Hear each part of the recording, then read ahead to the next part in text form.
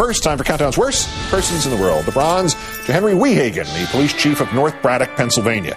Sean Hicks of that city has sued, saying Chief Weehagen's officers tasered him. They say that, responding to a silent alarm, they found him in a prone position in a couch in his home in the middle of the night. They couldn't tell if he was armed or not, and that he did not respond to their, quote, reasonable commands. So they tasered him. Mr. Hicks says that's because it was his house, he was on his couch, and he was asleep. He says that he then told them all that, so they tasered him again. Then took him to the police station, even though he told them he'd been burned by the tasering and needed a doctor. The police chief, Mr. Weehagen, enters into this thusly, saying, quote, our police didn't just go to the scene and tase somebody, adding, tasers are the best thing going. I'd rather get hit with a taser than a .40 caliber. What, are you volunteering? The runner-up, Billow, now whining he deserves an apology because David Letterman pointed out that, quote, he doesn't really care about telling the truth. Asking a guest, pleading with a guest, begging a guest, quote, all right, Bernie. Now does Letterman owe it to his audience, too, when he sides with a guy like Edwards and calls me a liar, and I don't know what I'm talking about and all that?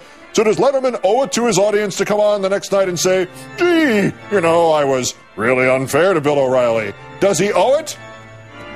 No. You're a craphead. If you wanted fair treatment, you should have been fair to other people at some point in your life. You want fair now? Repent! But our winner, Bret Baier of Fixed News, documentary on the president, George W. Bush, fighting to the finish. It's a pander job. Okay, big whoop, we're used to it. But get this part.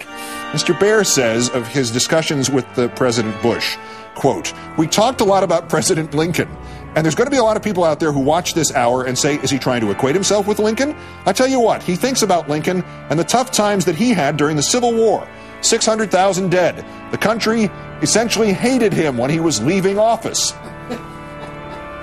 Brett, you do realize that Abraham Lincoln didn't exactly leave office.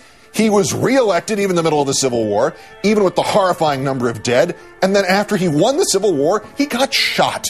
I mean, it was in all the papers when he was leaving office. I'm just assuming this was Bret Baier's mistake, not the president's. If it was the president's, then we all need to move. Bret Baier, Fox Noise, today's worst person in the world. Leave office.